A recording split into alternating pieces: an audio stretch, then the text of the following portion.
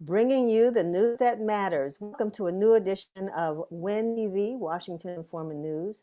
I'm your host, Denise Rollard Barnes, publisher of the Washington Informer, and we're so glad you tuned in to join us today. You know, October is Breast Cancer Awareness Month. And did you know, according to the Centers for Disease Control, that Black women and white women get breast cancer about the same rate, but Black women die from breast cancer at a higher rate than white women? There's so much we don't know about this disease, and women like you and I, you and me, are its greatest victims. ShantaQuilette Carter will join us today to share a program that aims to increase our awareness of breast cancer. Social justice attorney, activist, talk show host, motivational speaker, and author Nkechi Taifa has written a new book, Black Power, Black Lawyer. What is her message to the young leaders of the Black Lives Movement? This lifelong fighter for social justice has a lot to say about our current state and how we got here. Stay tuned. As voters prepare to go to the polls in November, Mike and John Burns shed a greater light on the plight of the civil rights leaders and the sacrifices they made to secure the vote. They produced a documentary titled I Am a Dreamer, released on August 27th, the anniversary of the historic March on Washington. The story from these two brothers will inform and inspire you and hopefully motivate you to vote. And George Lambert, president and CEO of the Greater Washington Urban League, will join a member of his team to help us understand contact tracing and how it can help to stop the spread of the coronavirus. Shall we add sounds of, we'll add sounds. We will go to sounds of the DMV. You know, you read a script and you just sort of read the wrong thing. You all are doing okay. Just hang with me. And last, be sure to stay tuned until the end of our broadcast, where we bring sounds of the DMV, an 8-week concert series brought to you by HR Records, the Washington Informer, WI Bridge, DC, and Verizon. So make sure you stay to the end of our program so you can get sounds from the DMV. But first, here's this week's issue of the Washington Informer. You know, I like to bring that out because every time we put out a new newspaper, we want to celebrate. And I hope you've picked up your copy from a local newsstand or checked it out on our digital edition online at www.washingtoninformer.com. Well, we're only 25 days away from the election on Tuesday, November 3rd.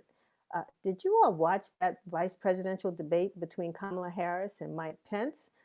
I thought it was a fantastic debate, but we've got you covered in case you missed it. Visit our website at washingtoninformer.com for a recap.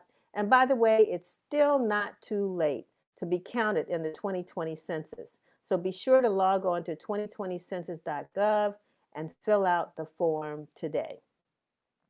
If you are someone who still refuses to use online banking or handle your money matters on your computer or smartphone, you've got to read this week's Washington Informer Financial Literacy Supplement. Bang again. If you don't change your mind about exploring these options, ways to manage your money, this issue will leave you wondering why or why not. And we want to hear your comments. What's been your experience with transitioning from writing checks to swiping or tapping your debit or credit card? Or how you feel when you visit a cashless establishment? We want to hear from you. Speaking of hearing from you, we want to know how we can keep you better informed. Visit our website at www.washingtoninformer.com and complete our readership survey. You may just win a cash prize for $50 by sharing your opinion with us. Don't delay, and thank you in advance for doing it today. So how long have we been social distancing, quarantining, and staying safe? For most of us, it's been about 8 months or so, at least since March. And still thousands have contracted COVID-19, and sadly, thousands have died. But some folks still haven't read the memo. At least 25 members of the White House staff, including President Donald Trump and First Lady Melania Trump, tested positive for the coronavirus. Mayor Bowser sent a letter asking the White House to collaborate on local contact tracing, an effort she has championed in the nation's capital for the past several months, and she's gotten no response. Well, joining us is George Lambert Jr., President and CEO of the Washington Urban League, and Ron Frazier, business developer of the Greater Washington Urban League, running what we call a detective agency of sorts, with agents otherwise known as disease detectives. Thanks for joining us. Good afternoon, Denise. Delighted to be with you. Thank you. Good afternoon. Sure, and Ron, yeah. So, I mean, the Greater Washington Urban League is an institution in Washington, D.C., and you do so much work. And now you not only are working on trying to make sure everybody in the District of Columbia gets counted, but you joined the fight against COVID-19. So tell us, what is contact tracing? Because we've been hearing a lot about it. And, you all are experts now, the disease detectives. Tell us what you do. So I'm gonna yield to Ron Frazier, who's our Director of Business Development, to do the deeper dive. But just to give you kind of a bit of an overlay in terms of the entire context of when, it is a defining moment, I will say to you, for our nation. It's a devastating moment for the African American community. We're fighting two pandemics. So what I would suggest to you is the pandemic of COVID-19 and the pandemic, quite frankly, of systematic racism. I know you'll invite me back another time to talk about the latter, the systematic racism. But clearly, we're fighting two pandemics, no question about that at all. So what I will tell you is that we do have an obligation to certainly drive awareness around many of the health disparities in our community. And that's why we're so delighted to partner with the mayor in certainly driving awareness around contact tracing, which clearly is very important during this environment of COVID-19, no question about it. I've always said, and I think it bears repeating as well, that Mayor Bowser, as well as Dr. Nesbitt, have really been taking a very measured approach in terms of guiding this community, keeping us safe. Contact tracing is one of the ways that we're doing that as well. So Ron, let me let you jump in, and then I'll certainly be delighted to come back in. Great. Okay. Thank you, George. Thank you, Denise, for having us again. Mm-hmm. So we are really delighted, as Mr. Lambert just mentioned, to be part of the efforts to mitigate the spread of COVID-19. Contact tracing is one of the major tools that we can use along, of course, with social distancing and wearing masks. But contact tracing is so very important. And with the alarming rate of contact tracing in the Black community, it was something that the Urban League felt very strongly that we should become involved with. And so our job is not to do the actual contact tracing, but to help the community become aware and comfortable with the idea of contact tracing, and to see the importance of actually participating in contact tracing. It is again one of the tragedies that we as an African American people have really experienced the disease to a higher degree. But it is our desire to help mitigate that by using contact tracing to help our community become aware and familiar with the disease. So what I'm trying to understand is that, which is what the White House is dealing with right now. There was an event, people were there, people showed up with the disease. Now they're trying to basically locate individuals who were at that event. So that's where they've had contact with someone who has had the virus. And now they're trying to trace all those individuals, contact those individuals, so that they can inform them, right, that they have been in contact with someone that tested positive. And then what? Well, and before we get to the then what, because to me, that's the hardest part. One, identifying, let's say if I ended up, with the virus and I test positive, first of all, what puts you in touch with me? I'm sorry, could you repeat the latter part of the question again? Yeah, what puts you into, if I test positive, how do you find me? Okay, so we're not actually involved in that part of it. We're just our part is awareness. But if a person um, con- con- con- contracts the disease, members of the health department would then contact them or try to contact them and let them know that they are in touch, have been in contact with someone who has tested positive for the disease and or is showing symptoms of the disease. Then at that point, it is important that that person get tested and also quarantine. And that's the only way you can stop the spread of the disease. It's unfortunate that the White House is not very cooperative in the district's effort to mitigate the disease by enforcing contact tracing based on the event that you just referenced. That's the kind of thing we want to avoid in the community, because the only way we can stop this disease once a person has contracted the disease is to make sure that they isolate themselves, get tested, and remain in isolation for up to 14 days. So what is The the nation of role the of the, yes, yeah, I was going to ask, the other what thing is I the would role of the Urban League?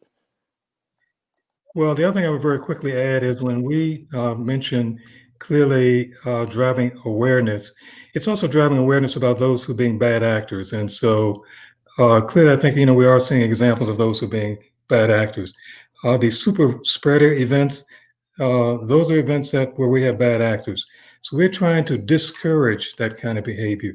And to the extent that we're, folks engage in that kind of behavior, then we're saying, you still need to get on the right path with regard to working with the health department, making sure that you are cooperative in the process of helping to chase the process back to where you may have contacted as well. So clearly, lots of bad actors in this scenario. We're driving awareness to our community. We don't need to be the bad actors in this scenario.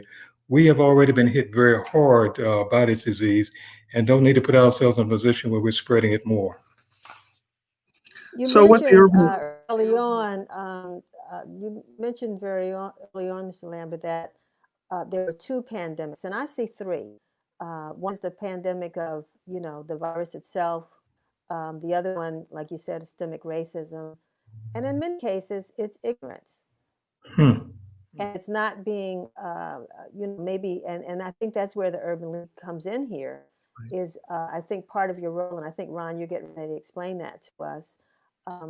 If I contracted the disease, the Department of Health contacts me, then it's behooves someone to reach out to the people who I've been around to let them know, hey, I've tested positive. You might want to get tested as well. That's correct. And so what we want to do is to make our community comfortable with the idea of contact tracing, because it doesn't work if you don't respond to the health department call. Then contact tracing is of no help in helping to stop the spread of the disease. So we, through radio broadcasts, through our Urban League radio broadcast, through creating podcasts, blogs. We're adding a page to our website. We've already developed and are distributing brochures, and we will be conducting workshops to help, again, our folks understand the importance of contact tracing and encouraging them to be responsive when they receive a call, or if they receive a call from the health department. And also, if persons that they know or receive a call, maybe they haven't been in contact with the person, but they can help ease that person's concerns and encourage them to respond.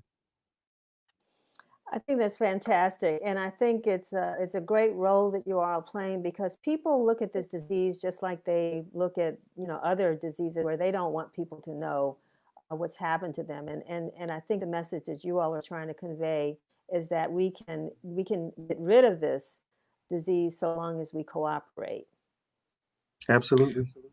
This work is a game changer, what we're doing. And that's why it's very purposeful. And that's why we, certainly are supporting the mayor and her team in terms of being involved. And we think we're a trusted voice in our community, and so absolutely want to do everything that we can to mitigate the spread of COVID-19 through contact tracing. I want to thank both of you for joining us. I mean, like I said in the beginning, the Greater Washington Urban League is involved in so many programs and initiatives, and we don't want you to be strangers on WIN TV. We certainly want folks to know what you're doing and how you're supporting the community. So we look forward to having you back soon. Invite me back to talk about systemic racism. Got lots of comments on that one. All right, we'll do. We'll do. Take care. Gentlemen, have a great day. Thank you. So the presidential election is only 25 days away, and among the issues in the minds of African Americans is voter suppression and social injustice, as George just mentioned from the Greater Washington Urban League. But we have with us brothers, John and Michael Burns, founders of Icon Talks and experts in the area of culture, diversity, and inclusion, who are fighting against voter suppression. Thanks for joining us. Thank you so much for having us, Denise. It's a pleasure. Yeah, I mean, I don't think we can say enough to make sure that we get our community prepared for what we're up against. And you all produced a video, a film production.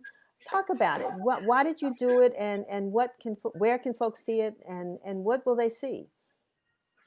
Yeah, absolutely. I can jump in. First of all, thank you again, Denise. And the documentary we produced is called I'm a Dreamer. And it really kind of draws parallels between Dr. King's I Have a Dream speech 57 years ago and some of the issues that we're all still experiencing today, whether it be police brutality, some of the issues around economic empowerment and wealth creation, and many other issues. And so we worked with, members of Congress, other celebrities, to really use their platforms and leverage their audiences to bring attention to these core issues.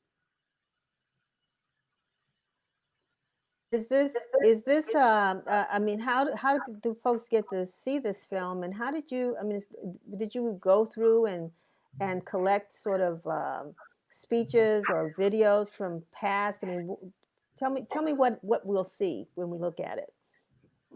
Yeah, that's a great question. I'll let Mike jump in. Yeah. Well, it initially partnered with the Motion Picture Association. So the film was hung on their newly launched live streaming site. But luckily, I think you said it in the intro, Denise, we had an organization called Icon Talks that John and a gentleman by the name of another John Hartsfield, really started building out 5-6 years ago. And part of the mission of Icon Talks was to interact with everyday icons. So the senators, the business leaders, the entertainers, the actors. So we had tons of footage from these engagements over the years that were directly aligned with some of the messages that were tied to Dr. King's speech. So with the help of the Motion Picture Association, with some of the footage that we had together, and with an amazing director by the name of Terrence Hampton, we were able to put all of this together to really create this amazing 90-minute documentary.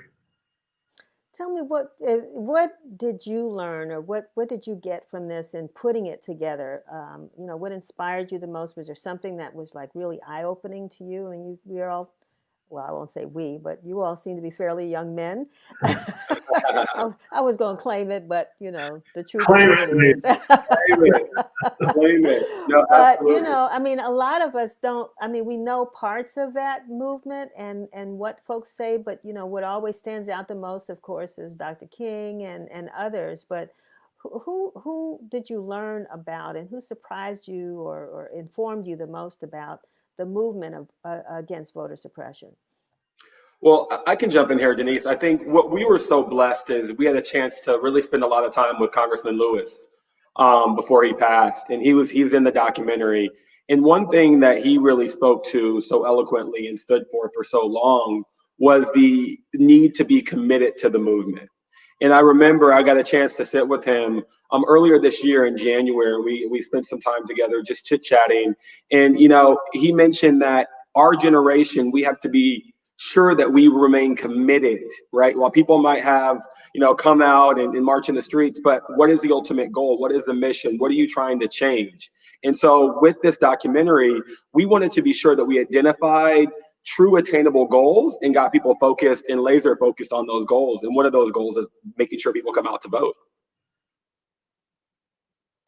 And Mike, what else? I mean, of course, we're really put on a hard press right now to get folks to come out to vote. A lot of young folks, I've heard, I won't, say that the stories of Dr. King and what have you, are great stories, but they're not inspired enough about them to feel as though there's some responsibility that they have to vote.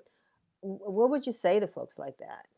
Well, I think you've highlighted a really important point, because in order to drive change and action, people have to feel emotionally connected to something. So if I'm a 20-year-old or an 18-year-old sitting at home, I know of Dr. King, but all the stuff that happened 57 years ago, that's not something that really resonates with me. So even when we built out this documentary, we strategically and purposely put faces and people that the younger generations knew and respected, and that they could make a connection with. So hearing something come out of the mouth of Anthony Hamilton or Omari Hardwick, it resonates differently with them, and it drives different kind of emotional responses. So putting those people in, we hopefully that will make that point of connection that will drive action. But I really think sitting down with the younger generation and really talking through what they saw 57 years ago, how that plays into what their future could look like 57 years from now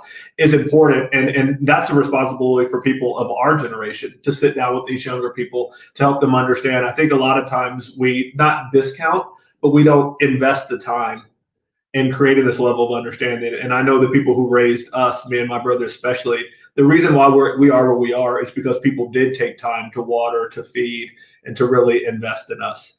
And so we just can't say go out and vote and then get mad if they don't vote. We have to help them understand why it truly is so important. One of the things that I often ask, and I think that's the challenge, particularly for people who live in cities like Washington, D.C., to really know what voter suppression looks like. How do you know when your right to vote has been suppressed? I mean, there are places we've heard stories, again, from things in the past. We know that there's still an effort, this whole thing about the ability to mail in a vote and what's required, what kind of ID is required in order for you to register to vote. But did you all discover anything about voter suppression that you didn't know before you produced this film? John, I'm not sure you might get. Yeah, we were somewhat knowledgeable of some of the issues that we've all been confronted with, but I think what really resonated with me was when we had a conversation with Congresswoman Terry Sewell, and this is back in early March, and she was really conveying to me to really convey to the folks that we work with and the networks that we have access to is that everybody needs to have a voting plan. And I never really thought of that concept before, right? You go vote, you vote early, what is a voting plan? I'd really never heard that and really employed that. So now we're all seeing the need to have a voting plan because, to your point, Denise, there are voting suppression efforts that we might not even be aware of that are very much disguised. So we have to make sure that we're doing everything as a community and educating communities across the country to make sure that they know what day they're voting, how they're voting, where they're part. I mean, every particular thing that they need to make sure that they can get their vote cast as quickly and as safely as possible.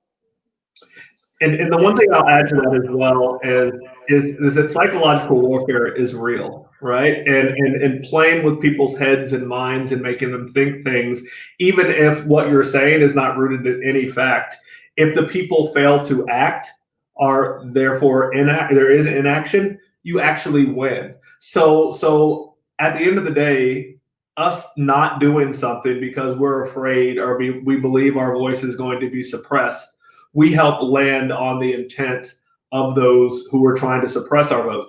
So we have to push each other, even if it's scary, even if it's unclear the outcome, we have to push ourselves to act, or we are feeding into the psychological warfare of the inaction that the other side is hoping to create. Well, I really wish we had an opportunity to see a clip of the film, but maybe you can tell us where we can see it. Yeah, so you can still see it. It's at themotionpictures.org.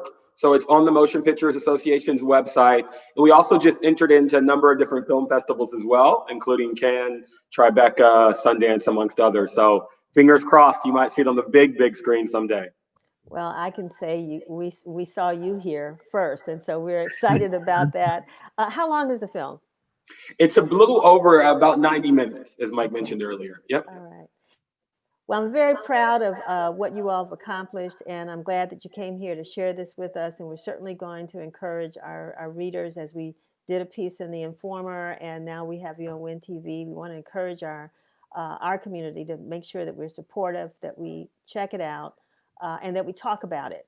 And I wish I had more time, because I want to know how you all even got into this film business. But clearly, you're successful with what you're doing, so that's what's most important. Thank you so much, Denise. Thank you for having us. Have a wonderful day. Thank you. You too. All right, and good luck. So that's exciting. I mean, these two young guys and so many others are trying to make sure that we have a safe and effective and legal election in November. And I would advise everybody to go and check out that film. But here we are right now in the month of October, and this is Breast Cancer Awareness Month. And as I said before, African American women make up only 7% of the U.S. population, yet nearly 1/3, 31% of breast cancer diagnoses are women of African American descent, or African American women. And I'm so happy to have ShantaQuilette Carter, who was inspired to become an advocate for the health care of women in 2015, when she lost her aunt and two of her friends to breast cancer. Like to bring her on. ShantaQuilette, how are you? I'm well. Thank you for having me. You are a brave soul, and thank you for taking on this challenge, particularly during this month. It's funny how, we've got so many. We talked earlier about the virus, right? COVID-19, and how our community just seems to not be as healthy as we should be. And here we are having preventable diseases breast cancer may not be preventable, but the deaths are preventable, correct? If they're detected early. So let's talk about, why you did this. We talked about your family members. What motivated you to start your program, the Peppermint Project? Yes, in 2015, I lost my aunt and two of my close friends. I lost my aunt and my friend 3 days apart of breast cancer. And I also had another friend, Shamika, that was actually battling at the time. And I saw the debilitating effects of breast cancer. So I had a front row seat of everything that was going on in their life. And it was heartbreaking. And can you just share, I hate to interrupt you, but the average ages of those individuals? So Stacy, Kanisha, and Shamika were all under 40 when they were diagnosed. They all passed away before the age of 40. So, and my aunt was 70 years old at the time that she was diagnosed, and she was diagnosed at stage 4 in October of 2014. March 2015, she was gone. And so she was someone who was very vibrant, had a very enduring spirit, and that just seemed to fade away during that time. And so I talked with them, and they talked to me about things that they felt like they needed, that the breast cancer community was missing.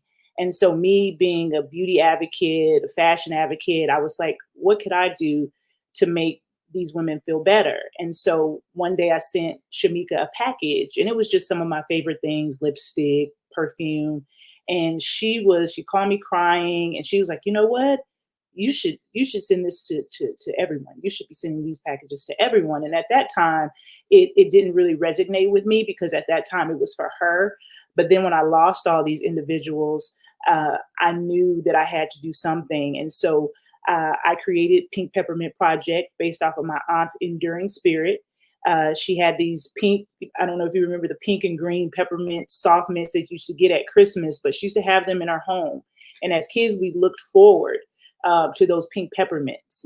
They just brought They lifted up our spirit, brought smiles to our faces. And so that's what I wanted to emulate when I created Pink Peppermint Project. We want women to feel like they are loved. We want them to know they're loved, and that we're with them through every step of the journey. So we created GlamCon to do that, to give women a day, even if it's just one day, to look good, feel good, and get through those, and help them get through those muddy waters of survivorship. So how can, because I'm sure that there are a lot of folks right now who are have family members or friends who are dealing with breast cancer. How can they connect with you Yes, they can go. or the Peppermint Project? Yes, ma'am. They can go on our website at www.peppermintcares.org. They can order with Love Box. The only thing is shipping and handling. The box is free. It has so many amazing goodies inside the box. We have a partnership with Dot Cosmetics, and they help us facilitate this mission to make women look and feel good. We also, there are services that we don't provide, but we do have an outreach service on our website. So if you're looking for financial assistance, transportation, food, or anything, you can find other organizations across the U.S. that will service their need.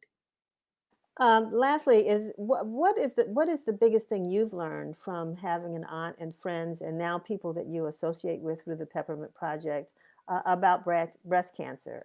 I'm sure early detection might be one, but is there anything else? Yes, being very proactive in your health. That's one thing, and being able to advocate for yourself. I know as Black women, sometimes we go unheard. I'm a stroke, heart attack survivor, so I can really talk about that missing part of when you go to the healthcare provider and you tell them that something's going on and they dismiss it. So one of my friends, she actually went to the doctor several times. Several times they diagnosed her with lupus. She didn't have lupus. She had stage 4 breast cancer. And now she is still fighting for her life. So, if one doctor tells you no, go to another doctor. But listen to your body and know your body. That's one of the most important things. I hear so many women that say, they get diagnosed in late stages, either because of the doctors or because they're not conscious of what's going on with their body. So that's one of the things, is advocating for yourself and being very proactive in your health. I muted myself. Sorry about that. But I'm amazed at how a tragedy has become sort of a calling for you, and not only for you, but it helping so many other women to help so many other women, and fathers and sons and what have you. What we can do to make someone smile during this time of crisis. And that's a whole nother conversation about your and I mean. But we might talk about that again later. You were ready to add something before we close. Yes, we do have a caregiver program as well. So not only do we service survivors and patients, we service caregivers. So we have husbands come to our programs to talk about what they're going through, because they're a missing element. They always, they're there standing by their wives, taking care of their wives, and they're going through the same thing emotionally. So we make sure that we nurture them as well, because they need it a lot. So lastly, can you just give your website again? Yes, so it's www.pinkpeppermintcares.org. And if you want to register for GlamCon, you can go to www.glamconevents.org. ShantaQuilette, thank you so much for being with us and for sharing this great program. And we wish you much success and, keep doing what you're doing. We appreciate it. Thank you, ladies. You have a wonderful day. All righty. You too. You too.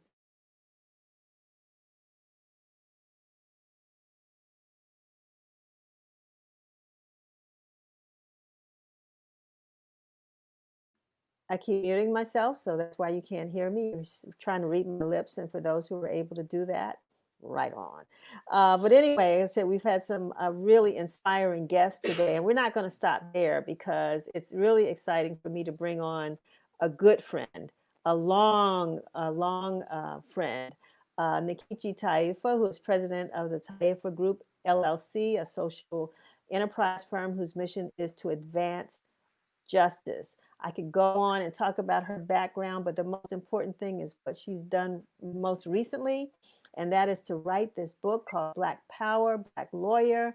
It's a memoir, and I think it's also toolkit for what those who are in the Black Lives Matter movement need to read to get some sense of direction. Nkechi, how are you? Thank you for joining us. I'm doing wonderful, Denise. How are you? Can't complain. If I could just manage this mute button here, I'd be doing fine. But tell us about the book. I know we don't want to get into all the details, but I know you got a lot in this book that folks need to read. First of all, you're a native Washingtonian, so for those of us who are from DC and know you know, from your days of Rabeau Junior High School and some of the other schools you've attended in the DC area, Howard University and others, you know, tell us what we're going to read about in this book. Well, one of the things I want to say, and I think is very relevant to your show because I was listening to some of your earlier guests, but when we look at all of the struggles that have been on the table, that have been there for decades, the issues that are on the table today, whether we're talking about police misconduct and brutality and murders, whether we're talking about voting suppression, whether we're talking about a Supreme Court ever tilting to the right, whether we're talking about mass incarceration, whether we're talking about the economic wealth gap or health disparities or educational inequities, you know, the list goes on. All of those struggles are struggles that we are facing and confronting with today, and all the more reason why it is such of importance for people to get out there and vote, because having someone there in the White House who would not be inimical to any of these issues will help us continue the struggle in which we have been doing. Today, as yesterday, our right to vote is constantly being under attack. And I hope I'm a lawyer myself, that I hope that my book inspires the legal community and young lawyers and law students to go out there and be part of election protection and you know, doing things to ensure that the vote in the election is safe and secure and that it is accessible. But it's not just the vote, it's also the Supreme Court. There is so much at stake now. Dealing with the vote, Fannie Lou Hamer, when I found out that Fannie Lou Hamer was arrested and tortured and beaten just for trying to exercise her right to vote, and I'm in elementary school at the time, I'm in like first and second and third grade at the time, I write about that in my book. When we look at the situation with Clarence Thomas, which I write about in my book because I was there working for an organization that was seeking to reveal what his record was and why he would not be an apropos fit for the Supreme Court. We see the same thing carrying itself out today. We see the presumptive nominee, a diehard conservative, in a position to replace a civil rights icon, Ruth Bader Ginsburg, just as Clarence Thomas was being in place to replace a civil rights icon, Thurgood Marshall. I tell about these things in my book, and if you look at my book and those struggles from yesterday, and you relate it to exactly what is happening today, I'm hoping that it will serve as a roadmap for activists and advocates who are out there right now today to pick up the baton of the struggle and continue on.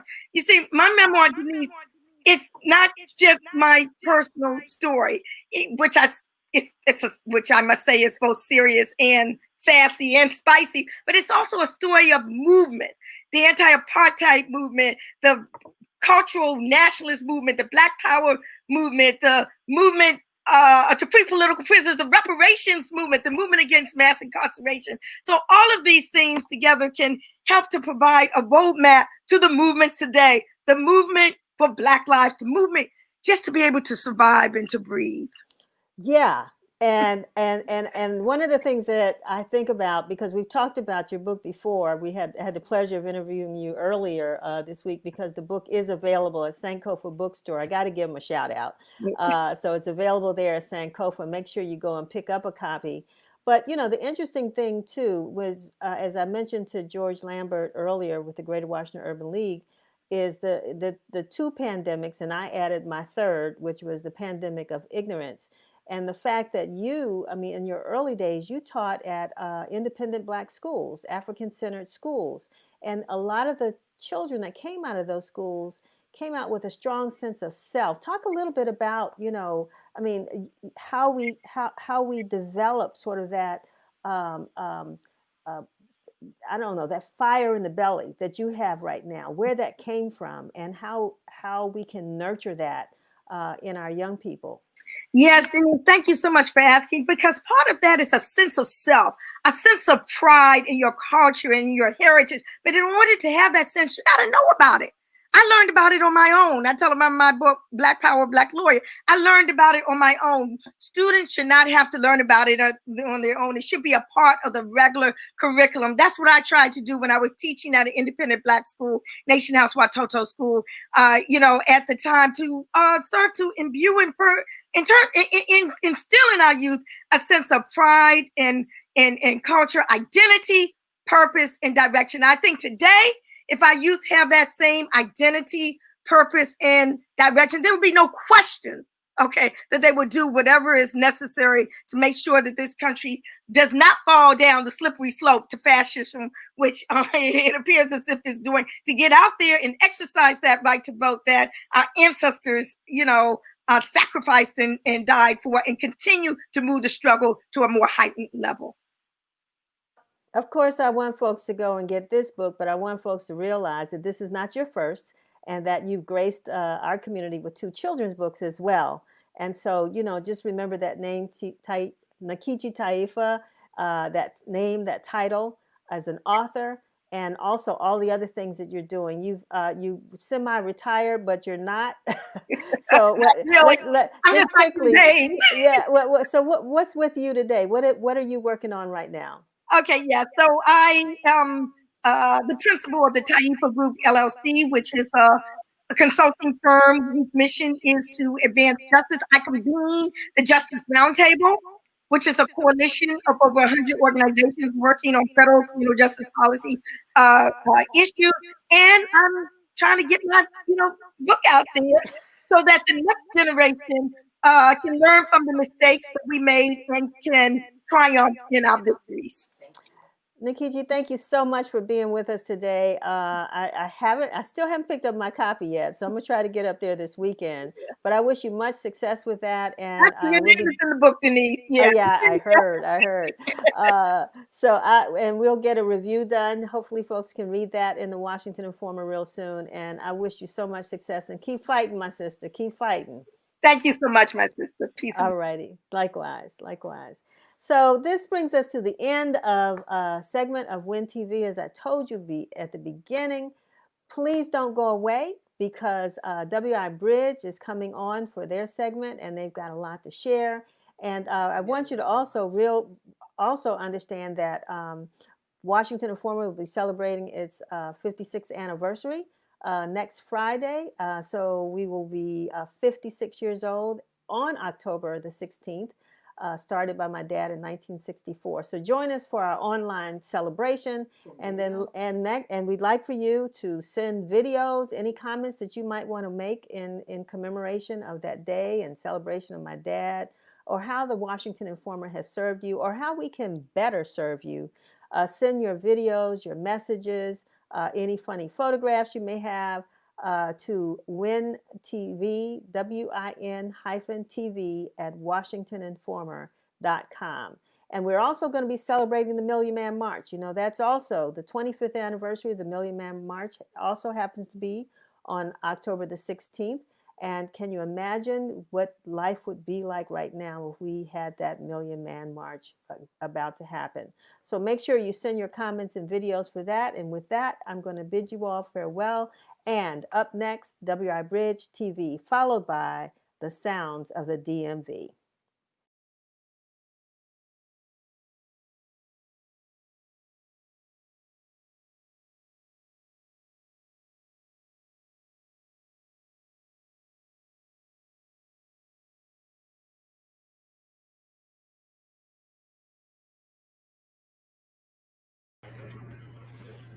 Hi, everyone. Good afternoon. I'm Claudia, managing editor of The Bridge. And I know you all missed me last week, but I know that Marcus was amazing as always. And I'm very excited for today's conversation. Because for October, we're going to be focusing on the state of the Black millennial. And so we'll cover topics like politics, economics, health and wellness, culture, and activism. And so today I am joined by Marawi Garima, the director of Residue, which I hope you've seen on Netflix, and Justin Johnson, also known as Yadia, the man behind the Mochella movement. So let's bring them in. Hi. Yeah, what's going on? Not much. Hey guys, how are you today? Good. Good, great. Yadi, what's up, brother? I think you might be muted, Justin. You hear me better now?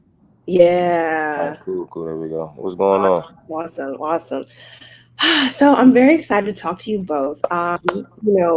You, Yadia, are working with music and you are working with film, both documenting and preserving the culture, as well as using that as a platform for activism. And so I want to talk to you both kind of about the film and the movement within that activist space.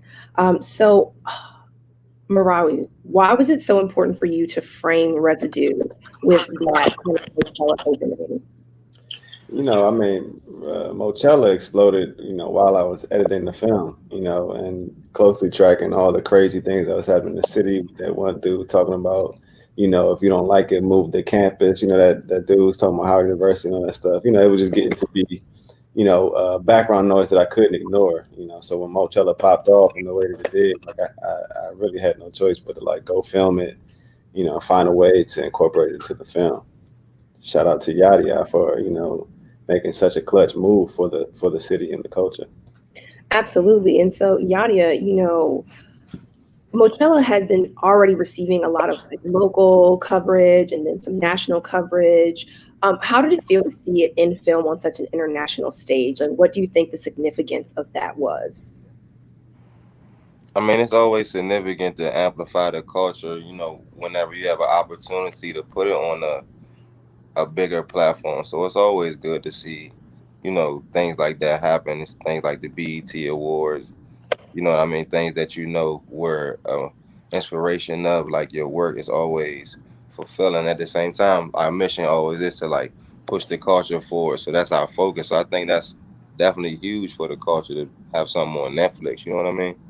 Yeah, absolutely. And so gentrification isn't a new thing. The displacement of the have-nots for the haves has been happening really since the beginning of time. But it seems like we're talking about it more right now. And many of the people one would deem gentrifiers are the same people applauding both the film and the movement. And so what do you think is different about today than in, previous times? I can't say it's different. If you go to my parents' work, both my parents are independent filmmakers. My mother, Shrikiana Aina, she made a film called Brick by Brick back in the 70s about Washington, D.C. and about the way that Black people were being pushed out of the city, or pushed out of their neighborhoods. At that time, they called it displacement.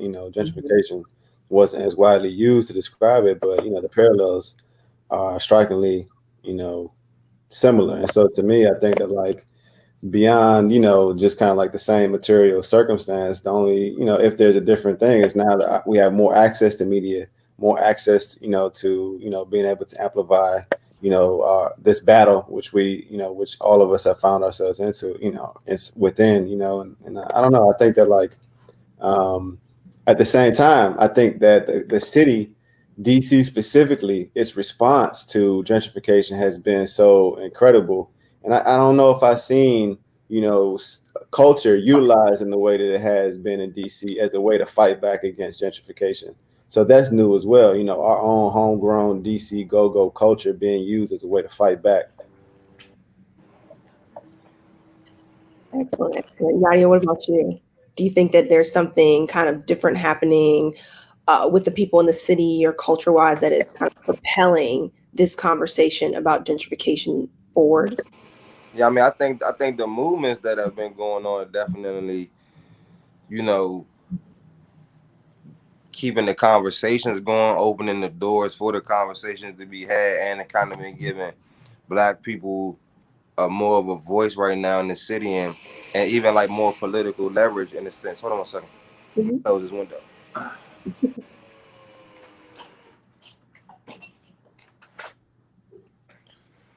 the sounds of construction and gentrification. Yeah, Right exactly. Right. Talking Let about me stop. gentrification. There you go, right there. But yeah, I think like Black people have more of a voice and have a sense of belonging. You know, with Mochella, I look at Mochella as a intersection between culture and politics. So I think it's good that we've been able to create those viral moments and create that spectacle to get people more interested and kind of more, engaged, and even getting our, own people more engaged. At the same time, DC still is facing one of the fastest rates of gentrification, almost like the same as San Francisco. You know what I mean? And the cost of living is through the roof. So, I like to use this opportunity to change the mindset of our community and to just instill different tangibles in them and help them to really look to turn that passion into profit and create their own economies right now. So I'm really looking to use GoGo to empower, saying that to say it's not going to change gentrification. At the same time, it's going to put our people in a better position to be able to thrive in this society under these conditions. You know what I mean? Because there's no really changing what's going on at the same time. But we have to have a voice and an outlet and resources. So we have to fight for those things. So I think we just created that space. Absolutely. And so, I think that a lot of times we discuss gentrification within the confines of Black and white, but there are plenty of gentrifiers who look like the same people that they are displacing. I have been here for about 15 years and I would still consider myself a gentrifier. And so what can people do to be a part of a solution and like creating more equity instead of unknowingly at times being a part of the problem? I mean, let me jump in and just say that, like, I hear that often. Folks who want to, who like to say that gentrification is not about race, it's about economics and things like that. But like, the truth is, economics in this country falls along racial lines. Mm-hmm. You know what I'm saying? I think that we see that clearly, in our day-to-day existence as Black people. So although Black people, can move into a neighborhood, once some other Black people have moved out, I think that what we're really looking at in like films like Residue and this whole thing about go-go music and Mochella is the cultural destruction that happens when white folks come in mass into neighborhoods and make demands on the people who have been there. You know what I mean? For example, to turn the music down, changing murals that have been there for decades or, years, which is, what I see happening a lot to depict, there's one woman who came into near Howard University, moved into a house, and just demanded that like this mural that was painted by kids of like Black historical figures be changed to incorporate and be more inclusive, Wow. Her son, yeah, I'm telling you, come on, you know what I mean? So like her son wouldn't feel alienated when he walked out his house, and she's brand new to the neighborhood. So like that's the type of like entitled, cultural destruction that white people bring that I don't see Black people bringing. Even yourself talking about, I see myself as a gentrifier. You know what I mean? Like that's kind of heads and shoulders over like a lot of folks who don't even see it as an issue. You know what I'm saying? See themselves as doing something right. In the community, talking about we making it a better place. So I don't think the conversation is, they try to make it simple, but they try to remove the race element out of it, but you can't. I mean, a lot of times, I don't know if y'all heard this saying, but they say like capitalism is racism. Come on. So like that's definitely goes without question. At the same time, like I said, we also got to put ourselves in a position to win.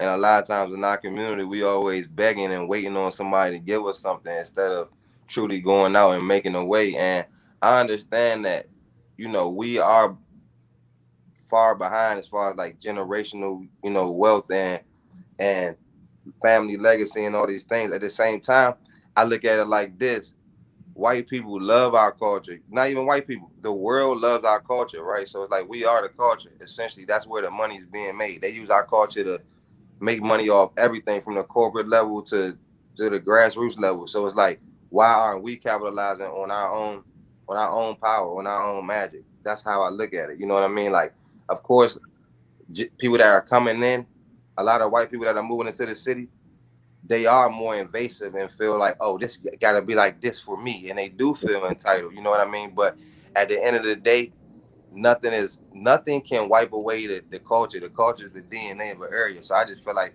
we need to really key in on that and utilize that as our strength to have a lasting place in the city, because nobody's just gonna give it to us. No one's just gonna say, "Oh, all right, this is for y'all," or you know what I mean? Like you say, how could someone help? For example, you say you a gentrifier, how can someone help? Man, put your money where your mouth is at the end of the day, because that is what people are holding on to. Like no one just gonna give you money or give you, you know what I mean? Like give us some real resources.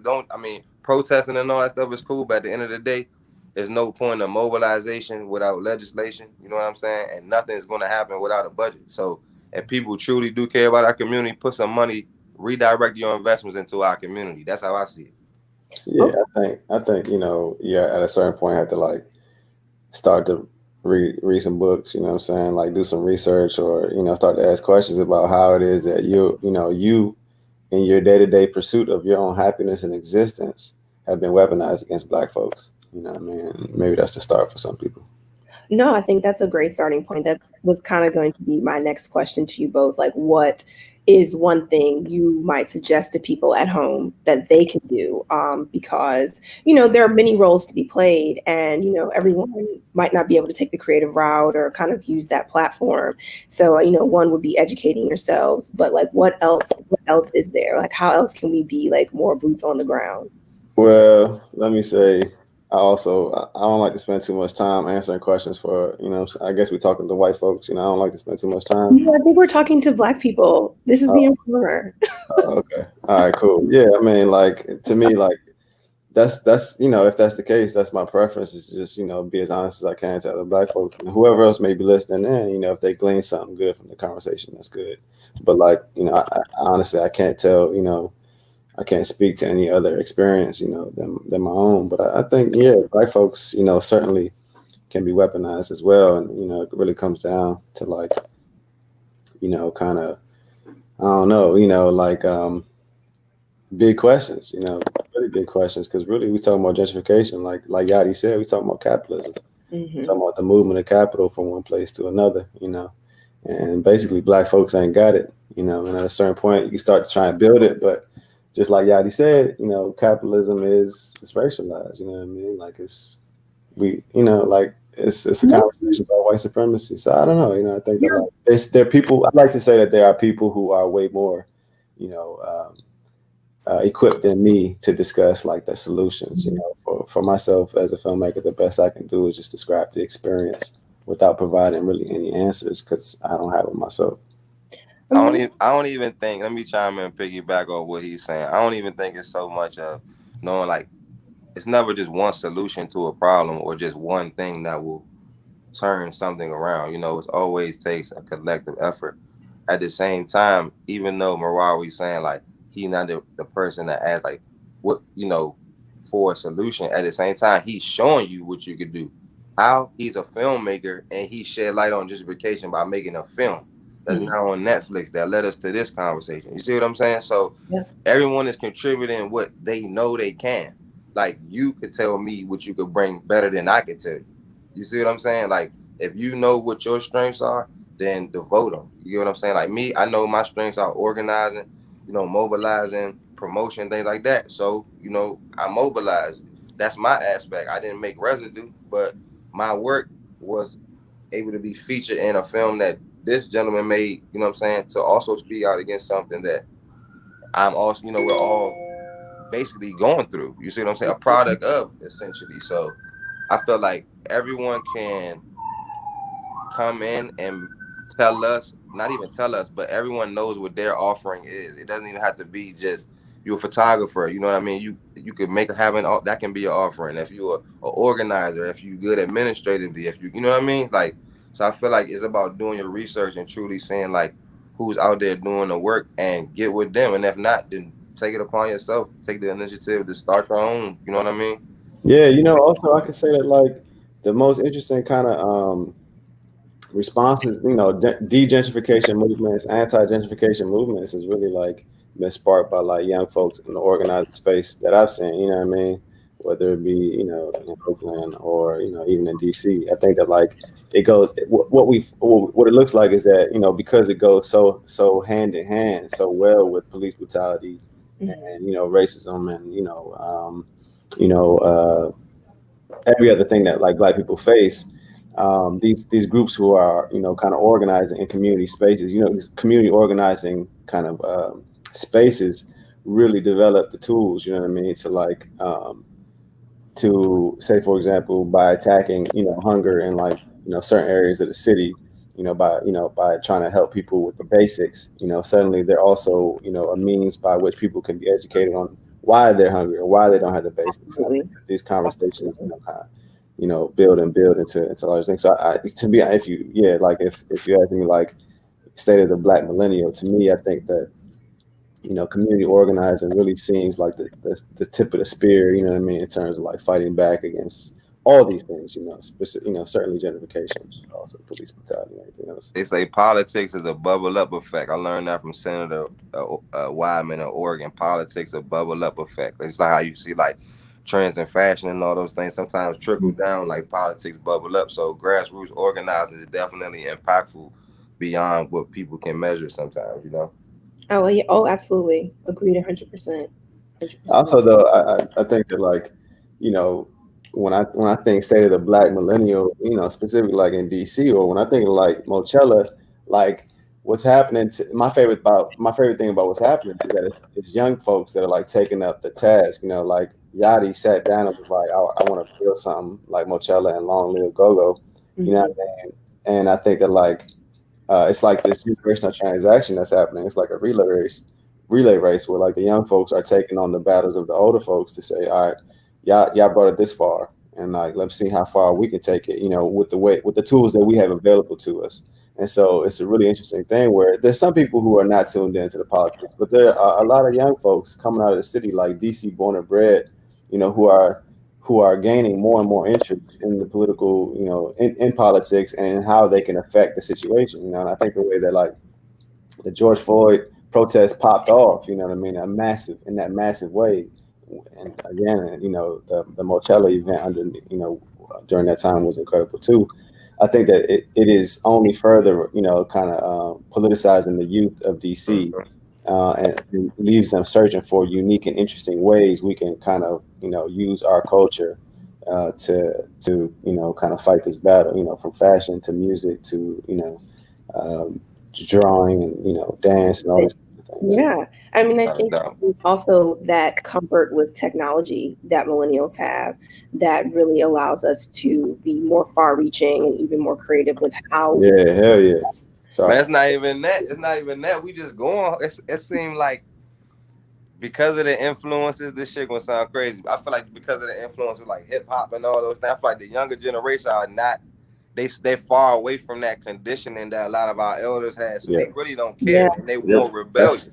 They're not playing it safe. You know what I mean? They're not playing it safe. So I feel like they just come from a different era of different influences, and they just are more defiant. I mean, let me tell you. Of course, our elders, no disrespect, like big major respect, like paved the way all those movements. You know what I mean? Back in the day, led by the youth, college students, and all. It's always been. Activism is not new. At the same time, I think it, like Marawi said, it has been a new wave of activism and a new way of activism. Yeah, if you look at like, I don't know if we run out of time, but you guys, we are running out of time. My bad. We could honestly go on for a while, but I do want to get both of you all socials up on the screen. If you could just say them so that Lafayette can post them so people can follow you and stay in tune with what you're doing. So you guys both go ahead and share that. How do we follow you? You can start, bro. All right. Appreciate you. Mine is Garima_gang on all socials. Okay. Mine is at Yaddy. Please don't call me Yadia. YADDIYA.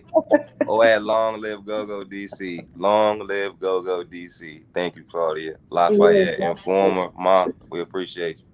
Yes, thank you both. And so we're going to close out with the trailer of Residue, and then we're going to have a musical selection by Daytona Saint Godfrey, brought to you by Verizon and Home Rule Records. All right.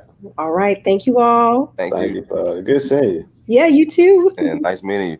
Nice meeting you. Sure. Bye, guys. Bye-bye. All right. Y'all remember me?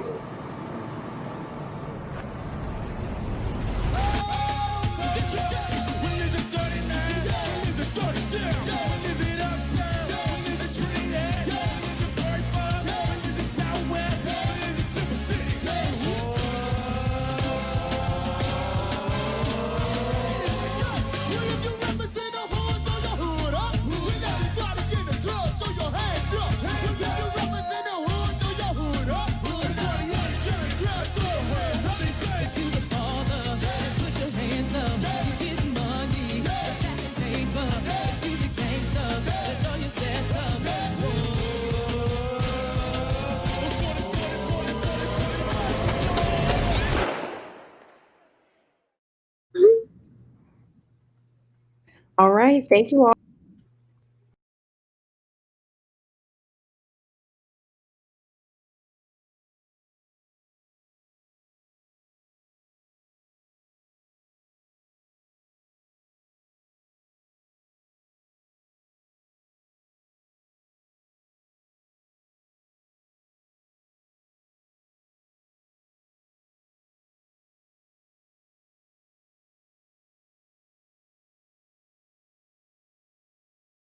Great States, that was 2, that was 3. HR Records presents Tiny Stage, Daytona St. Godfrey, let's go. Alright, let's go. Alright, words come on, rolls, blurry, down on wild, down on burn, hold tight, get them going, get fast, finish the norm. Ain't no time on what we on, feeling rebellion in my bone, feeling like that, feeling like ain't no how to go. Say words come on, rolls, blurry, down on wild.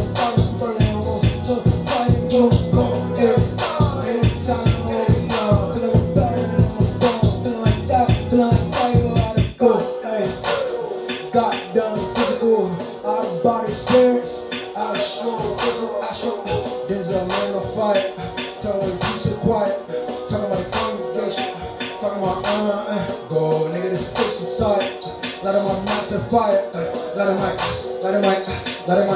talking about destiny, talking about you and me. French you need translation, sanctified new relations. Say the words, Carl Rose, blurry dot on out, dot and brain holes. So tight, get them going, get them fast, as you know. Ain't no time what we on, feeling rebellion in my bone, feeling like that, I know how to go. Say the words, Carl Rose, blurry dot on out, dot and brain holes. So tight, get them going, ain't no time what we on, feeling rebellion in my bone, feeling like that, I know how to go. Hey, gotta, so it, hey, now, make a stand, no. That was track number 3 in Grave States from my album King's Flesh, out now, all streaming platforms. Now let's go on to 4.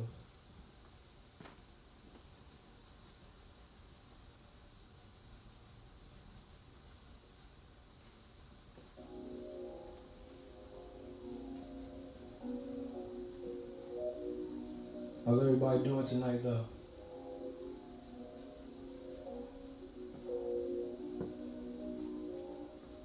This is track 4, Order Out of Chaos, King's Flesh, Tiny Stage, HR Records presents Tiny Stage. It's on St. Godfrey, let's go. Go. Order Out of Chaos, what you say? I see niggas trying just play King's old. Married to the cause of this I know. Oh, I know. Alright, why to the sun swing closer. Order out of chaos, what you say? Order. I see niggas trying just like kings old. Married to the cause of this I know. Alright, why to the sun swing. Clocks with our hands that mock me. She dance on the camera watching. Got some dogs in the garden.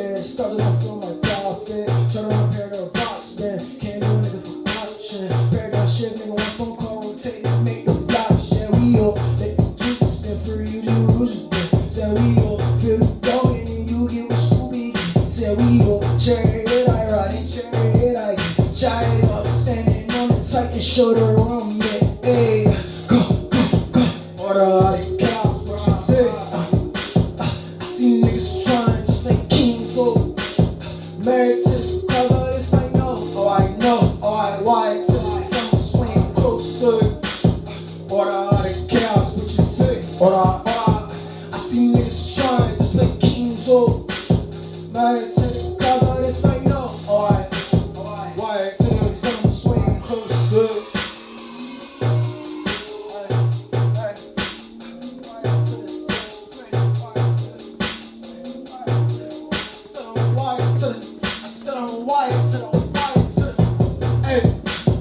Order all the cows, what you say? I see niggas trying just like kings, oh. Married to the cause of this I know, oh I know. Why till the sun swing closer. Let's get it. HR Records, Tiny Stage presents. Let's order all the cows. Let's go.